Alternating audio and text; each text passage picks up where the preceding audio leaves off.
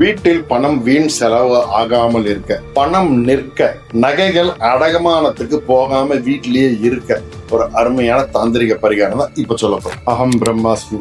இப்போ நீங்க என்ன செய்யணும், இது எப்ப செய்யணும், அப்பப்ப செய்யுங்க. ஓகேங்களா? இப்போ சேலரி வருது, இப்போலாம் மேக்ஸிமம் பேங்க் கிரெடிட் தான் ஆகுது. ஆன உடனே அதுல ஒரு அமௌண்ட் பணத்தை மட்டும் எடுத்துக்கங்க. ஓகேங்களா? எடுத்துட்டு வாங்க. முதல் பணம் செலவு பண்ணாம எடுத்துட்டு வந்துடுங்க. வந்துட்டு ஒரு வாழைப்பூ வாங்கிட்டு வாங்க.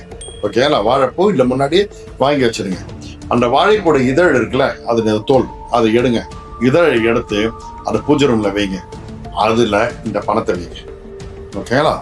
இன்னொரு இதழ் எடுத்து அதை மூடிடுங்க. ஒரு இதழ் வைக்கிறீங்க, பணம் வைக்கிறீங்க, இன்னொரு இதழை மூடிடுறீங்க. அப்படியே நைட்டு ஃபுல்லா விட்டுறணும். இது வரக்கூடிய பணம் மாத்திரம் இல்லை, நீங்க புதுசா வாங்குற நகை இது போல எதுவா இருந்தாலும் அது உள்ள வச்சு மூடிட்டீங்கன்னா அப்படியே விட்டு நைட்டை ஃபுல்லா விடுறீங்க. மறுநாள் காலைல எழுந்திருக்கிறீங்க, அது உள்ள இருக்கிற பணமோ இல்லை மற்றதோ நகையோ எடுத்துடுறீங்க. இந்த வாழை இதழ்களை எடுத்துட்டு போய், வாழைப்பூ இதழை எடுத்துட்டு போய் கால்படாத இடத்துல வெள்ளை தூக்கி போட்டுருங்க. இப்போ பாருங்க, உங்க பணம் அனாவசிய செலவு ஆகவே ஆகாது. பணம் வீட்டுல தங்கும். மாரவாடி கடைக்கு போகவே போகாத நகை.